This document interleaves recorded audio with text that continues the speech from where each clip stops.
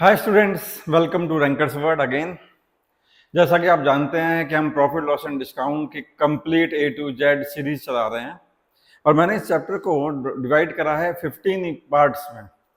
तो 15 तरह के क्वेश्चंस होते हैं generally profit loss and discount में कंसेप्चुअली। ऑफ कोर्स कहानियां तो कुछ भी बनाई जा सकती हैं, बट अगर आप ये 15 तरह के कंसेप्ट कवर कर लेते हैं तो फिर जितने भी प्रॉफिट लॉस एंड डिस्काउंट के क्वेश्चन आप फ्यूचर में देखेंगे वो सारे के सारे इन्हीं 15 टाइप्स में होते हैं।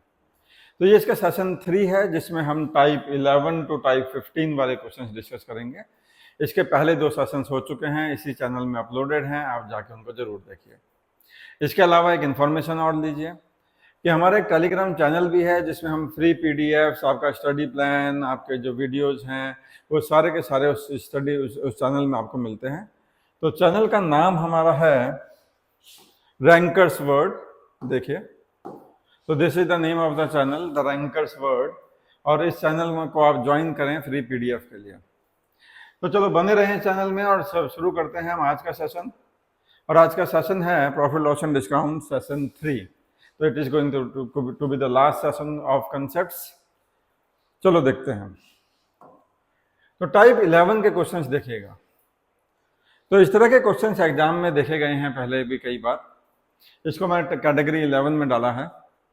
क्वेश्चन में क्या बोल रहा है वो, Jatin buy some pencil and eraser such that cost of an eraser is 1.5 times the cost of the pencil. तो इरेजर की जो कीमत है वो 1.5 गुना है पेंसिल की कीमत से। He sells all the erasers and pencil, सारे बेच दिए। Such that the selling price of eraser is twice the selling price of pencil. तो इरेजर का सेलिंग प्राइस पेंसिल के सेलिंग प्राइस से दुगना है। Also the selling price of the pencil is twice of its cost price. और pencil के बारे में खास बात और बता रखी है कि उसका सेलिंग प्राइस उसके कॉस्ट प्राइस से दुगना है। आपको बताना है कि अगर ओवरऑल उसका प्रॉफिट 120% है जतिन का, तो जो नंबर ऑफ इरेजर्स थे और नंबर ऑफ पेंसिल्स थे उनका रेशियो क्या था, यानी कि उसने कितने इरेजर्स बेचे, कितने पेंसिल बेचे, उसका रेशियो आपको बताना है। तो देखिए इंटरेस्टिंग टाइप है, टाइप कैटेगरी 11 में हम इन क्वेश्चंस को कर रहे हैं।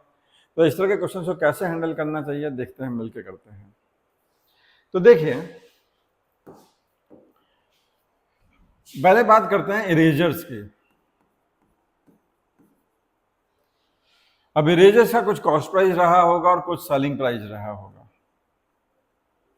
और यहां पे हम बात करते हैं पेंसिल की। तो पेंसिल का भी कुछ कॉस्ट प्राइस रहा होगा, कुछ सेलिंग प्राइस रहा होगा। अब इसमें क्या क्या हमें इंफॉर्मेशन दी है, तो अगर मैं इन इंफॉर्मेशन को डिकोड करूं तो पहली इंफॉर्मेशन है कि cost price of eraser is 1.5 times the cost price of pencil.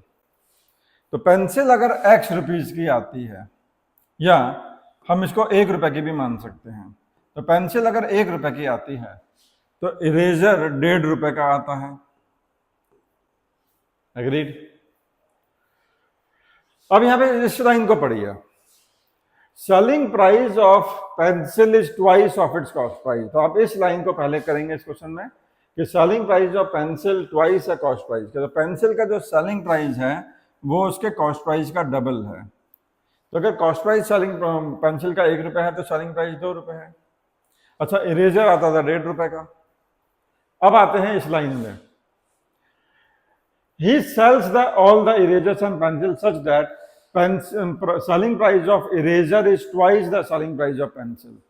तो इरेजर का जो सेलिंग प्राइस है वो पेंसिल के सेलिंग प्राइस से डबल है। तो अगर पेंसिल बिक रही थी 2 रुपए की तो इरेजर बिक रहा है 4 रुपए का। तो बेटा इरेजर कितने में खरीद रहे हैं आप? 1.5 रुपए में, बेच कितने में रहे हैं? 4 रुपए में। और पेंसिल कितने में खरीद रहे हैं? 1 रुपए में। और बेच कितने रहे हैं? 2 रुपए में। अब क्वेश्चन यह है कि पूरा ओवरऑल प्रॉफिट अगर 120% है तो कितने इरेजर खरीदे और कितने पेंसिल खरीदे, उसका रेशियो बताएं।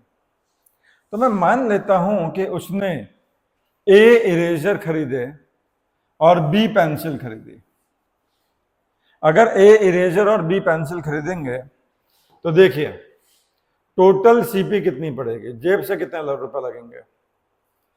तो आप A इरेजर खरीदेंगे और एक इरेजर 1.5 रुपए का आता है, तो आपकी जेब से लगेंगे 1.5 रुपीज। और आप बी पेंसिल खरीदेंगे और एक पेंसिल 1 रुपए की आती है तो आपके लगेंगे बी रुपीज। बेचते समय टोटल एसपी की बात करी जाए, आप ए इरेजर बेच रहे हैं 4 रुपए ईच में, तो आपके पास आए 4 रुपीज लौट कर। और आप बी पेंसिल बेच रहे हैं 2 रुपए ईच में, तो आपके पास आई 2 बी रुपीज लौट कर। अब देखिए टोटल जो सेलिंग प्राइस है वो टोटल कॉस्ट प्राइस से 120% ज्यादा है, क्योंकि पूरे ओवरऑल बिजनेस में उसका जो प्रॉफिट है वो 120% है, तो 120% का प्रॉफिट हो रहा है। तो क्या मैं बोलूं कि इसका 220% इसके बराबर होगा? अब आप सोचेंगे ये 220 कहां से आ गया, यहां तो 120 लिखा है। सोचिए आपकी लागत 100 रुपए और आप 120 रुपए मुनाफा कमा रहे हैं, तो इसका मतलब आपका जो सेलिंग प्राइस है वो 220 हुआ ना, 100 प्लस 120, आपका प्रॉफिट 120% है लागत का। तो इसका मतलब जो लागत है यानी कि 1.5A प्लस बी, उस पर 120% बढ़ाएंगे यानी कि उसका 220% करेंगे तो वो वैल्यू सेलिंग प्राइस के बराबर आएगी। मैं नहीं बोल रहा हूं, क्वेश्चन बोल रहा है। और अगर आपने थोड़ी सी प्रैक्टिस कर ली तो फिर आप ये वाली चीज ना करके आप डायरेक्टली ये इक्वेशन लिखा करेंगे। अब यहां से देखेंगे तो ये आपके पास आ गया 11/5,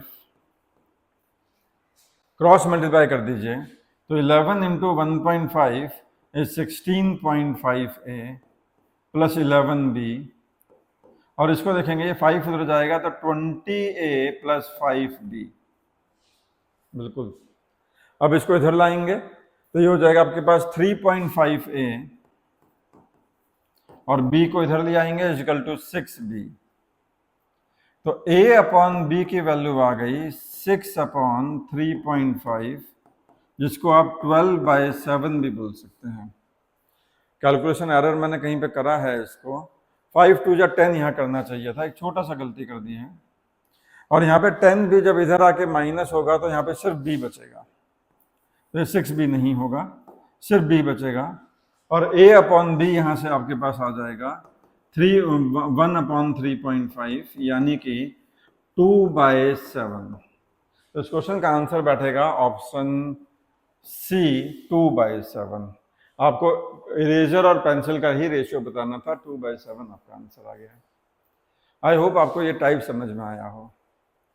अगर ये टाइप समझ में आया है तो इस पे एक और क्वेश्चन मैं यहाँ पे दे रहा हूँ, इसका आंसर आप चैट बॉक्स में जरूर से जरूर लिख के भेजेंगे। बिल्कुल उसी तरीके से करने की कोशिश करिएगा और चैट बॉक्स में इसका आंसर बताइएगा कि ए है, बी है, सी है या डी है। एक और क्वेश्चन है, ये भी आपके लिए है, इसका भी आंसर आप चैट बॉक्स में जरूर बता के जाएंगे।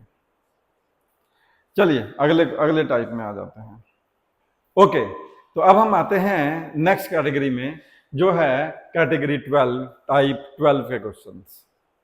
तो आप देख रहे हैं कि जैसे जैसे डिफिकल्ट कैटेगरी आगे बढ़ रही है, डिफिकल्टी लेवल बढ़ता चला जा रहा है। ऑफ कोर्स, क्योंकि एग्जाम में भी कठिन क्वेश्चन आते हैं तो हमें भी पूरा उसके लिए तैयार करना होगा।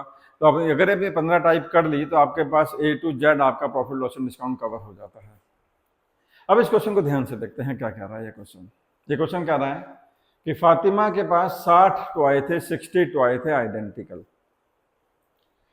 फातिमा क्या कर रही है, प्रिंटेड प्राइस के ऊपर, किस पे, प्रिंटेड प्राइस के ऊपर 40% की छूट दे रही है, और ऐसा देने के बावजूद फातिमा 20% का प्रॉफिट कमा रही है पूरे धंधे पर। तो पहले इसी लाइन से देखते हैं कि अगर मान लो आर्टिकल का कॉस्ट प्राइस, देखो एक होता है कॉस्ट प्राइस, फिर होता है मार्केट प्राइस, फिर होता है सेलिंग प्राइस। मैं इस सीक्वेंस को बहुत इंपॉर्टेंस देता हूं, मैं कभी ये सीक्वेंस नहीं टूटने देता। पहले आपने सामान खरीदा, फिर आपने प्राइस बढ़ाया तो मार्केट प्राइस आया, फिर आपने डिस्काउंट दिया तो सेलिंग प्राइस आया। अब फातिमा ने, मान लेते हैं 100 रुपए में खरीदा होगा, मान लिया हमने, फाइनली फातिमा 20% प्रॉफिट कमा रही है, तो फाइनल सेलिंग प्राइस फातिमा का 120 है। लेकिन ये जो सेलिंग प्राइस है ये 40% की छूट देने के बाद उसने कस्टमर को बेचा है।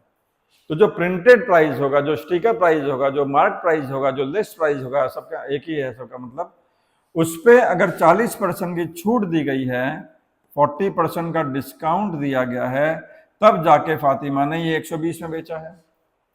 तो मैं बोल सकता हूं कि एक्स पे अगर मैं 40% की छूट दूं तो इसका 40% कम कर दूंगा, तो मैं इसका एक्स को 60% पे बेच रहा हूं। मैं प्रिंटेड प्राइस का 60% वसूल रहा हूं कस्टमर से, और वो 120 के बराबर है। तो इसका मतलब फातिमा ने कितने का स्टिकर लगा रखा है? 200 रुपए का स्टिकर लगा रखा है। तो 100 रुपए का टॉय खरीदती है फातिमा और प्रिंटेड प्राइस उस पर 200 का लगा हुआ है, और फातिमा 200 का 40% 80 रुपए छूट देती है, कस्टमर को 120 में बेच देती है। फातिमा कमा रही है, अच्छा खासा पैसा कमा रही है। लेकिन एक दिन क्या हुआ, अब यहां से देखिए, एक दिन क्या हुआ कि फातिमा के जो टॉय थे 10 टॉय आग में जल गए। तो फातिमा ने सोचा कि मैं 50 टॉय जो हैं, देखो वो अपने प्रॉफिट में कोई कॉम्प्रोमाइज नहीं चाहती, वो चाहती है कि मैं पहले जितना कमा रही थी अभी भी उतना ही कमाऊं। तो बचे हुए 50 टॉय वो कितने में बेचेगी? तो देखिए, अगर उसके वो पहले 60 टॉय, हर एक टॉय 120 रुपए ईच में बेचती थी, याद करो, डिस्काउंट देने के बाद 120 रुपए ईच में बेचती थी, याद करो, यानी कि वो 70 to 100 में 60 टॉय बेचती थी। लेकिन अगर 10 टॉय आग में जल जाएंगे तो फातिमा के पास, बेचारी के पास बचेंगे ही 50 टॉय। अब वो 50 टॉय को वो चाहती है कि मैं बेचूं तो इतने में ही, वो अपने प्रॉफिट में कोई कॉम्प्रोमाइज नहीं चाहती फातिमा। तो वो 50 टॉय को इतने में अगर बेचना चाहेगी तो कितने में एक टॉय बिकेगा? अब एक टॉय 144 में बिकेगा। तो अब एक खिलौना खरीदने जाओगे फातिमा से तो वो आपको बोलेगी निकालो 144 रुपीज। अब सवाल ये है इस क्वेश्चन में कि फातिमा डिस्काउंट कितने परसेंट दे रही है, जो नया वाला डिस्काउंट है कितने परसेंट है? तो बड़ी आसान क्वेश्चन हो गया, क्योंकि अगर आप देखें तो अभी जो मार्क प्राइस है, वो तो 200 ही है, लेकिन अब वो बेच रही है एक टॉय 144 में, यानी कि अब वो जो डिस्काउंट दे रही है वो 56 रुपए का दे रही है 200 के स्टिकर प्राइस पे। तो सवाल उठता है कि ये कितने परसेंट होगा? तो आंसर आता है 28% होगा। तो जहां वो पहले 40% की छूट देती थी, अब वो सिर्फ 28% की छूट दे रही है, यानी कि answer of this question is D for Delhi. I hope you got it. तो इस क्वेश्चन का हमारा आंसर आ चुका है 28%। चलिए हम अगले टाइप की तरफ बढ़ते हैं। अब हम आते हैं कैटेगरी 13 वाले क्वेश्चन में। अब ये है, देखिए कैटेगरी 13 क्या कर रहा है, ये बोल रहा है कि देखिए परेश एंड रमेश 2 लोग हैं। अब परेश खरीद रहा है 4 किलो एप्पल, 3 किलो बनाना और 2 किलो चेरीज। रमेश खरीद रहा है 3 किलो एप्पल, 2 किलो बनाना और 1 किलो चेरीज। परेश ने 56.25% ज्यादा पैसे खर्च करे रमेश के मुकाबले। मैं नहीं बोल रहा हूं, क्वेश्चन बोल रहे हैं। अब इन्होंने बोला कि जो एप्पल और बनाना है उसके प्राइस का रेशियो 2:3 है। तो बताइए रमेश अपना जो खर्चा करेगा उसमें से कितने परसेंट खर्चा उसका सिर्फ चेरीज पर होगा? तो देखिए क्वेश्चन अलग सा है, अजीब सा है, नई बात कह रहा है। अब तक हमने इस तरह का क्वेश्चन कोई पहले नहीं करा, तो इसीलिए मैंने इस तरह के क्वेश्चन को कैटेगरी 13 में डाला है। फ्री पीडीएफ के लिए आप हमारे टेलीग्राम चैनल को ज्वाइन करें, जो हमने शुरुआत में बताया था, लिंक उसका बायो में भी आपको मिलेगा। वहां पे आपको इस तरह के क्वेश्चंस का एक और पीडीएफ मिल जाएगा, ये जितने भी 15 टाइप के क्वेश्चंस हैं, और उनके आप प्रैक्टिस कर लीजिएगा तो आप प्रॉफिट लॉस एंड डिस्काउंट में एकदम पारंगत हो जाएंगे, एकदम एक्सपर्ट हो जाएंगे।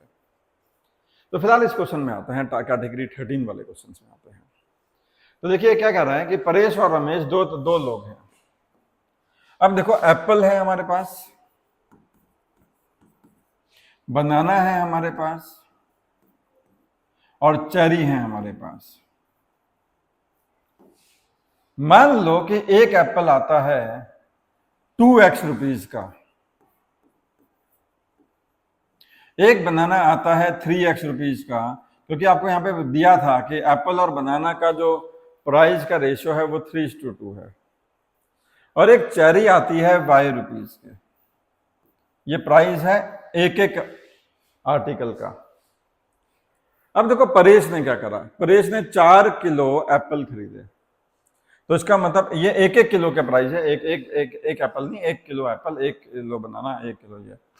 अब देखो अगर परेश ने 4 किलो एप्पल खरीदे हैं तो यहां पे हम बात करते हैं परेश, परेश ने कितने खर्च करे पैसे, 4 इंटू 2x, प्लस उसने 3 किलो बनाना खरीदे तो 3 इंटू 3x, और उसने 2 किलो चारी खरीदी तो 2y, ये खर्चा करा परेश ने। इसके बाद दूसरा बंदा है रमेश, रमेश ने कितना खर्चा करा, तो रमेश का खर्चा है, उसने खरीदे हैं 3 किलो एप्पल तो 3 इंटू 2x, प्लस 2 किलो बनाना यानी कि 2 इंटू 3x, और प्लस 1 किलो चेरी यानी कि y रुपीज। अब ये बोल रहा है कि जो परेश का खर्चा है वो 56.25% ज्यादा है किससे, रमेश से। तो अगर आप यहाँ पे ध्यान से पहले देखें 56.25 का खबर लें तो क्या मैं इसको 50% प्लस 6.25% बोल सकता हूँ, और 50% फ्रैक्शन में होती है 1/2 और ये फ्रैक्शन में होती है 1/16। अगर आप एलसीएम लेंगे तो 16 एलसीएम आएगा, ऊपर आएगा 8 + 1 यानी कि 9/16। तो इसका मतलब ये वाली वैल्यू 9/16 ज्यादा है इस वैल्यू से। तो अगर कोई वैल्यू 9/16 ज्यादा हुई तो देखो कोई भी चीज अपने आप में 1 होती है, अगर उसमें 9/16 जोड़ दूं तो नई वैल्यू बनती है 25/16 ऑफ द पुरानी वैल्यू। तो ये वाली वैल्यू 9/16, सॉरी माय बैड, ये वाली वैल्यू 9/16 ज्यादा है इससे, तो इसका मतलब ये 25/16 है, इसका 9/16 ज्यादा है। तो कोई भी चीज 1 होती है, 1 में 9/16 जोड़ूंगा तो 25/16 आएगा। तो इसका मतलब इसका अगर मैं 25/16 कर दूं, देखो सॉरी माय बैड, ये ऑलरेडी ज्यादा है, तो मैं इसका 25/16 कर दूं तो इसके बराबर आएगा, क्योंकि ये तो ऑलरेडी ज्यादा है ना। क्वेश्चन देखो कठिन है, कठिन तो नहीं है, नई तरीका है, लेंदी है, एग्जाम में वो आपसे एक्सपेक्ट करेगा कि आप इसको सॉल्व करें, आपको थोड़ी प्रैक्टिस करनी पड़ेगी ऐसे 4, 5, 10 क्वेश्चन की, तभी जाके आप एग्जाम में फटाफट एक क्वेश्चन बना पाएंगे। अब इसको इधर ले आएंगे तो देखो ये हो गया 8x + 9x इज 17x, और 17x इंटू 16 प्लस 32y, और यहां कितना हो जाएगा 6x + 6x 12x, 12x into 25 300x plus 25y, बिल्कुल सही। यहां से x और y का रेशियो आ जाएगा। फिर हमें जो क्वेश्चन में पूछा गया है हम आखिरी में उसको निकाल लेंगे। तो देखिए ये हो जाएगा आपके पास 16 7 जा 112, और 16 और 11 272x plus 32y is equal to 300x plus 25y। अब देखिए अगर मैं इसमें से इसको माइनस कर दूं तो बचता है 28x, और यहां से ये बराबर आता है 7y, तो 7 4 जा, तो यानी कि y होता है 4x के बराबर। अब इसको अपने पास रख लीजिए। अब क्वेश्चन में क्या पूछा गया है, देखिए क्वेश्चन में पूछा गया है कि रमेश ने कितने % पैसा चेरी में खर्च करा। तो देखो रमेश ने टोटल कितना खर्चा करा है, तो रमेश का टोटल खर्चा देखें आप तो 12x + y है, तो रमेश का टोटल खर्चा है 12x + y, और चेरी पे खर्चा है y, तो प्रतिशत निकालना है तो चेरी पे खर्चा अपन रमेश का टोटल खर्चा इंटू 100। अच्छा y की वैल्यू किसके बराबर है, 4x के बराबर है, तो यहां रख दीजिए, तो y की वैल्यू है 4x के बराबर, और नीचे हो जाएगा 12x + 4x यानी कि 4x / 16x, और आंसर हो जाएगा 1/4 यानी कि 25%। तो answer of this question is B for Bangalore. I hope you have got it. तो आप इस क्वेश्चन को अपने आप एक बार दोबारा ट्राई करिएगा, और नहीं होगा तो इस सॉल्यूशन को एक बार फिर से देखिएगा, तब आपसे ये 100% हो जाएगा। और इस तरह का क्वेश्चन अगर एग्जाम में आ गया then you will be able to handle it. Type 13 था ये। अगला टाइप और इंपॉर्टेंट है जो कि है, देखो ये टाइप 13 का ही एक क्वेश्चन है, ये आपको अपने आप ट्राई करना है, ये आपके लिए मैं होमवर्क के लिए छोड़ता हूं। टाइप 14 में आते हैं हम, और ये बहुत इंपॉर्टेंट है, फॉल्टी बैलेंस। यानी कि जब दुकानदार बेईमानी करता है, तो दुकानदार बेईमानी जब करता है तो या तो वो तराजू में गड़बड़ करता है या उसने मिलावट करी होती है। आपने ऐसे क्वेश्चंस पढ़े होंगे, लेकिन अब एग्जाम में डिफिकल्ट लेवल कठिन जो डिफिकल्टी लेवल है वो ऊपर ज्यादा कठिन आ रहा है। तो जो इसके ट्रेडिशनल मेथड थे, कई बार कई फैकल्टीज को सक्सेसिव परसेंटेज चेंज से पढ़ाते हैं या ओरिजिनल प्राइस कुछ मान के पढ़ाते हैं, तो वो ट्रेडिशनल मेथड फेल तब हो जाते हैं जब क्वेश्चन का कॉम्प्लेक्सिटी लेवल बढ़ जाता है। तो मैं आपको ऐसा मेथड बताने जा रहा हूं जिसमें जितना भी कॉम्प्लेक्स क्वेश्चन आ जाए आप उसको आसानी से कर पाएंगे। अब उसके लिए थोड़ा ध्यान, लेकिन पहले समझना पड़ेगा हम उसको कैसे हैंडल करेंगे। तो अगर कोई भी क्वेश्चन आता है फॉल्टी बैलेंस का, तो जनरली क्या होता है, अगर वो अच्छा खासा डिफिकल्टी लेवल, क्योंकि एग्जाम आजकल डिफिकल्टी आता है, भूल जाओ वो दिन जब इजी क्वेश्चन आते थे, तो हम सीधा डिफिकल्ट लेवल के क्वेश्चन यहाँ पे ट्राई कर रहे हैं और उसका एक इजी तरीका देख रहे हैं।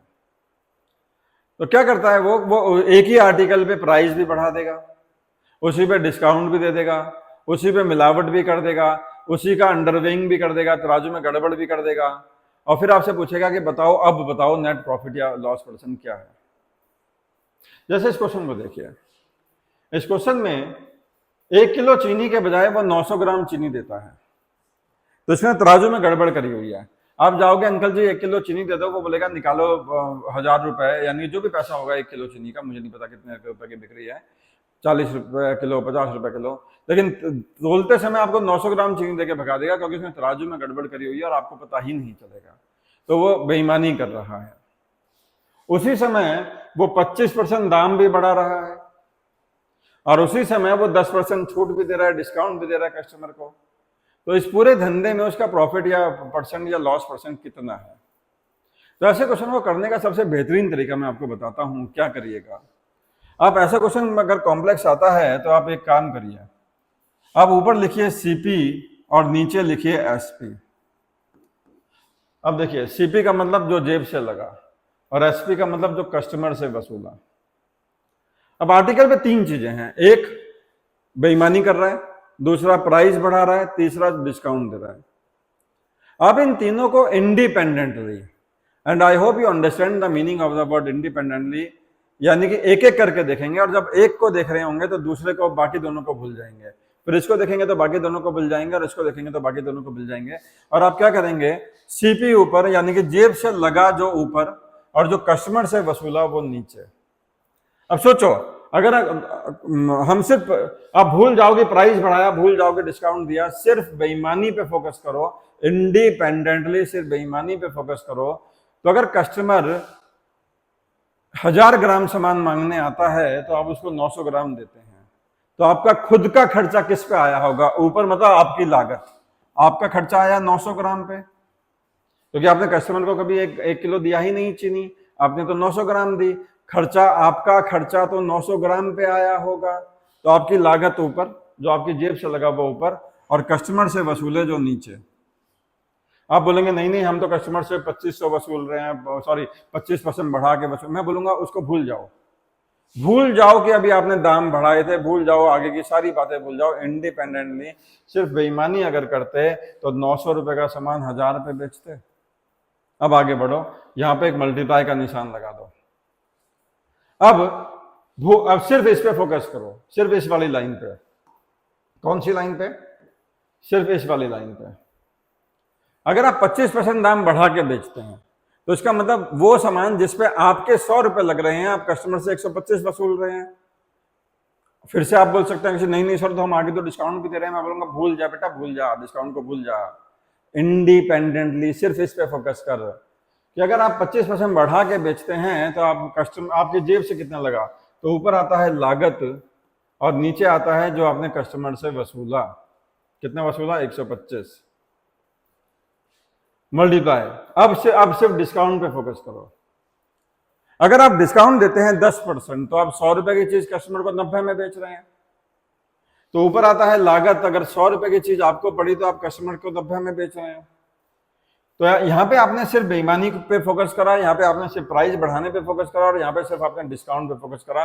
सबको अलग अलग फोकस करो और बीच में मल्टीप्लाई का साइन लगाते चला जाओ, और ऊपर आएगा जो आपके आपके लागत जो आई, और नीचे आया जो कस्टमर से वसूला। अब इसको सॉल्व कर लो, आपका आंसर आसानी से सॉल्व हो जाएगा। अब देखो ये आ गया आपका 4/5 आ गया, ये आ गया आपका 10/9, और ये अगर आप देखें तो ये आ गया 9/10। तो 9 से 9 कट गया, 10 से 10 कट गया। तो अल्टीमेटली आपके पास नेट जो रेशो आया वो आया CP/SP, वो आया 4/5। इसका मतलब अगर चीज आप 4 रुपए में खरीद रहे हैं तो कस्टमर को 5 में बेच रहे हैं। इसका मतलब अगर आप चीज 4 रुपए में खरीद रहे हैं तो आप कस्टमर को 5 में बेच रहे हैं।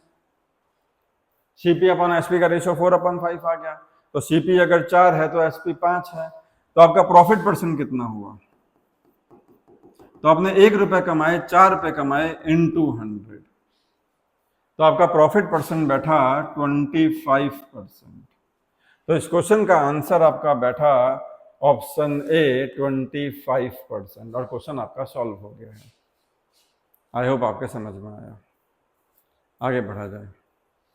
इसी में ही टाइप 14 में ही एक दो क्वेश्चन और मैं करके दिखाऊंगा, आपको ज्यादा क्लैरिटी होगी, क्योंकि ये इंपॉर्टेंट टाइप है।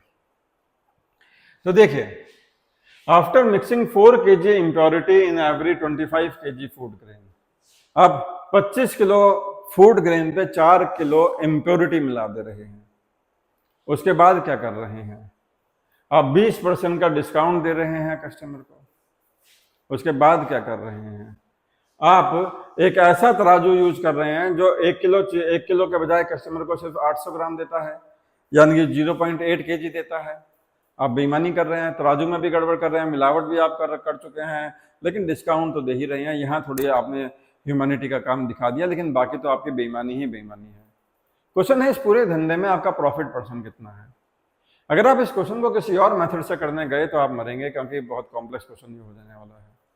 लेकिन आपके सबसे बेहतर तरीका है, क्या करें, ऊपर लिखिए लागत जो आपकी जेब से लगा, और नीचे लिखिए जो आपने कस्टमर से वसूला, और सबको इंडिपेंडेंटली। मैं दोबारा इस बात पे, इस वर्ड पे फोकस दे रहा हूं।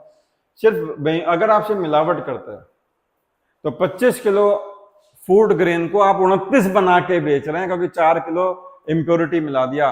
तो लाए 25 किलो और कस्टमर को 29 बता के बेचने वाले हो, 4 किलो मिलावट करके। तो जेब से लगे 25 के पैसे और कस्टमर से वसूल रहे हो 29 के पैसे। 4 किलो इम्प्योरिटी मिलाई 25 के ऊपर, आगे मल्टीप्लाई का निशान लगा दो। अब डिस्काउंट दे रहे हो, अब सिर्फ इस पे फोकस करो इंडिपेंडेंटली। तो अगर आप 20% की छूट दोगे तो 100 रुपए का चीज कस्टमर से को 80 में बेच रहे हो। तो अगर आपकी जेब से 100 रुपए लग रहे हैं तो आप कस्टमर को 80 में बेच रहे हो। मल्टीप्लाई। अब आ जाओ, आपने जो अंडर वेइंग करी थी, कस्टमर आता है 1 किलो चीनी दे दो, 1 किलो चावल दे दो। आप 1 किलो के बजाय पैसे लेते हो 1 किलो के, लेकिन देते हो सिर्फ 0.8 kg। तो आपकी जेब से खर्चा किस पे आया? 0.8 पे आया। और कस्टमर से कितने के पैसे वसूले? 1 से। तो जो आपकी जेब से खर्चा आया वो ऊपर, जो आप कस्टमर से वसूला वो नीचे। तो ये आई मिलावट की वजह से, 25 किलो चावल में 4 किलो मिलावट करी। ये आया डिस्काउंट की वजह से, और ये अंडर वेइंग की वजह से। अब इनको सॉल्व कर लो। अगर आप देखेंगे तो ये 8/10 यानी कि 4/5 बनेगा। अगर आप देखेंगे तो ये आपका 5/4 बनेगा। तो ये इससे कट जाएगा, ये इससे कट जाएगा, अल्टीमेटली 25/29 बच जाएगा। इसका मतलब अगर आपकी जेब से 25 रुपए लग रहे हैं तो आप कस्टमर से 29 रुपए वसूल रहे हो, बाकी सब तो कट गया। तो अगर आपकी जेब से 25 रुपए लग रहे हैं तो आप कस्टमर से 29 रुपए वसूल रहे हो, तो आपने कितने रुपए कमाए? आपने कमाए 4 रुपए, बट किस पे कमाए? 25 पे कमाए, अपनी लागत पे कमाए। तो 25 पे कमाए इनटू 100, 20, ये हो जाएगा आपके पास 16% का प्रॉफिट है net, which makes option D as my answer. तो आपका पूरा प्रॉफिट जो है वो दैट 16% का है। इसका मतलब क्वेश्चन का आंसर डी फॉर दिल्ली है। बहुत बढ़िया। तो एक काम करिएगा, इस क्वेश्चन का आंसर मैं बता देता हूं। इस क्वेश्चन का आंसर है डी फॉर दिल्ली। आप अपने पूरा जान लगाएंगे, पूरा अपना पूरा दिमाग लगाएंगे, पूरे कंसेप्ट को लगा के, जो भी मैंने पढ़ाया उसको लगा के आप देखिए कि क्या आप इस ऑप्शन तक पहुंच पा रहे हैं या नहीं पहुंच पा रहे हैं। तो ये क्वेश्चन आपके सामने है, ये आपका होमवर्क है, टाइप कैटेगरी 14 का है ये। आगे बढ़ते हैं। कैटेगरी 14 में ही एक इस क्वेश्चन को देखते हैं। ये बोल रहा है a milkman mixes 25% water in the milk. Milk में 25% पानी मिला रहा है वो, और उसके बाद 12% दाम बढ़ा के बेच रहा है। उसका नेट प्रॉफिट परसेंट बताएं। तो फिर से वही तरीका, सीपी ऊपर, एसपी नीचे, जो जेब से लगा हुआ ऊपर, कस्टमर से जो वसूला नीचे। 25% पानी मिलाया दूध में, यानी कि अगर दूध 100 लीटर खरीद के लाए तो 25 लीटर पानी मिला दिया, तो कस्टमर से तो 125 के पैसे वसूलेंगे ना। तो जेब से जो लगा वो ऊपर और कस्टमर से जो वसूला नीचे। दूध लाए 100 लीटर, 25 लीटर पानी मिलाया, कस्टमर को 125 बता के बेच दिया, तो जेब से लगे 100 के पैसे, कस्टमर से वसूले 125 के पैसे। मल्टीप्लाई का निशान। अब इसको देखो, 12% मार्कअप करके बेच रहे हो, तो इसका मतलब 100 रुपए की चीज आप कस्टमर को 112 में बेच रहे हो, 12% बढ़ा के बेच रहे हो। तो सिर्फ उस टाइम बेईमानी को भूल जाओ, सिर्फ इस पे ध्यान रखो कि अगर 12% बढ़ाया है तो 100 रुपए की चीज से कस्टमर के 112 रुपए वसूले हैं। अब इसको थोड़ा सॉल्व कर दूंगा तो ये 4/5 हो जाएगा, और 5 से इसको काटूंगा तो ये 20 आएगा, और 4 से अगर मैं इसको काट दूं तो 4 2 जा 8, 4 8 जा 32, और इसको अगर मैं 4 से काट दूं तो 5/7। यानी कि अगर सीपी 5 है तो एसपी 7 हुई, यानी कि सीपी 5 है तो एसपी 7 हुई। तो आपने 2 रुपए कमाए, 5 पे कमाए, इनटू 100, तो आपका प्रॉफिट बैठा 40%। तो इस क्वेश्चन का आंसर होगा नन ऑफ दीज। 40% का प्रॉफिट आपने कमाया है, नन ऑफ दीज इस क्वेश्चन का आंसर बैठेगा। अग्रीड? बहुत बढ़िया, आगे बढ़ा जाए। कैटेगरी 15 में आ रहे हैं, जो कि लास्ट कैटेगरी है। अगर आप नोटिस करें तो मैंने इसके आगे मिसलेनियस वर्ड डाला है, यानी कि जितने भी आप छोटे मोटे छुटपुट पटाखे बचते हैं, लेकिन डिफिकल्टी लेवल तो कठिन भी आता है इनमें भी। तो हम इनको देखते हैं, जरा कैटेगरी 15 में डालते हैं इसको। क्वेश्चन क्या बोल रहा है? अभय एक फ्रूट वेंडर है, realizes that cost of 35 oranges is same as selling price of 25 oranges। याद होगा ये हमारी पढ़ाई हुई कैटेगरी 2 या 3 थी। अब देखिए, दो तीन कैटेगरी को मिला के, 2-3 टाइप को मिला के क्वेश्चन तैयार करा जाता है। अब इसने बोला कि उसने क्या रियलाइज करा कि 35 ऑरेंजेस का सीपी 25 ऑरेंजेस के सेलिंग प्राइस के बराबर है। सिर्फ मैं आगे की लाइन को ना पढ़ूं, अभी सिर्फ पहली लाइन को पढ़ूं, तो 35 आर्टिकल का सीपी 25 आर्टिकल के सेलिंग प्राइस के बराबर है। तो सीपी अपॉन एसपी 5/7 हुआ। तो अगर सीपी 5 है तो एसपी 7 है, तो 2 रुपए कमाए जा रहे हैं 5 पे, तो प्रॉफिट हो गया 40%। तो अगर मैं पहली लाइन को डिकोड करूं तो ये सीधे सीधे भी बोल सकता था कि अभय फ्रूट्स को 40% प्रॉफिट पे बेचता है, सीधे सीधे भी बोल सकता था। लेकिन सीधे सीधे ना बोल के उसने क्या बोला? उसने बोला कि नहीं भाई, 35 आर्टिकल का सीपी 25 आर्टिकल के सेलिंग प्राइस के बराबर है। मैंने बोला अच्छा, तो यहाँ से मैंने समझा, ये हम पहले टाइप पढ़ चुके हैं, और यहाँ से हमने समझा कि 40% का प्रॉफिट है। अब हमें पता है कि अभय 40% प्रॉफिट पे सामान को बेचता है। कितने परसेंट प्रॉफिट पे? 40% प्रॉफिट पे सामान को बेचता है। आगे बोलता है ये, लेकिन वो एक ऑफर दे रहा है, बाय 5 गेट 1 फ्री देना चाहता है। तो 40% का मुनाफा वो चाहता है कि मेरा 40% का मुनाफा हो, लेकिन उसके बाद वो डिस्काउंट दे रहा है, बाय 5 गेट 1 फ्री। ये भी हमने एक टाइप पढ़ी थी, याद करो, जिसमें ऑफर्स होते थे, और उस ऑफर्स में हम डिस्काउंट परसेंटेज निकालने का तरीका था free article upon total article into 100। तो बाय 5 गेट 1 फ्री, फ्री मिल रहा है 1, टोटल आप ले जा रहे हैं 6, क्योंकि आप 5 थोड़ी ले जा रहे हैं, आप 6 ले जा रहे हैं घर में। और फ्री अपॉन टोटल ये एक तरीका होता है, आप इसको टाइप में समझेंगे अगर आप प्रीवियस वीडियो देखें। तो यहाँ पे आपका डिस्काउंट आप 16.66% देना चाहते हैं, या 1/6 का डिस्काउंट देना चाहते हैं, तो आपको बताना होगा कि कितने % दाम बढ़ा दें ताकि डिस्काउंट देने के बावजूद हमारा ओरिजिनल मुनाफा रीस्टोर हो जाए, हम अभी उतना ही प्रॉफिट कमाएं जो पहले कमा रहे थे, अभी भी हम 40% कमाएं, तो हमें दाम स्टिकर प्राइस बढ़ाना पड़ेगा, मार्क प्राइस बढ़ाना पड़ेगा, टैग प्राइस बढ़ाना पड़ेगा, कितने % बढ़ाना पड़ेगा, यही तो सवाल है। तो मैं बोलूंगा चलो अब मैं मान लेते हैं कि आर्टिकल का कॉस्ट प्राइस है 100, आप फाइनली उस आर्टिकल को बेचना चाहते हैं 140 में, क्योंकि आप चाहते हैं 40% का मुनाफे में कोई कॉम्प्रोमाइज नहीं है। तो आपने क्या करा, जो मार्क प्राइस है उसको x मान लिया। अब इस x पे आप 1/6 का डिस्काउंट देंगे, क्योंकि आप जानते हैं 16.66% 1/6 होता है, यानी कि आप x को 1/6 कम करके बेचेंगे, यानी कि आप x को 5/6 ऑफ द प्राइस पे बेचेंगे, और वो आपका 140 आना चाहिए।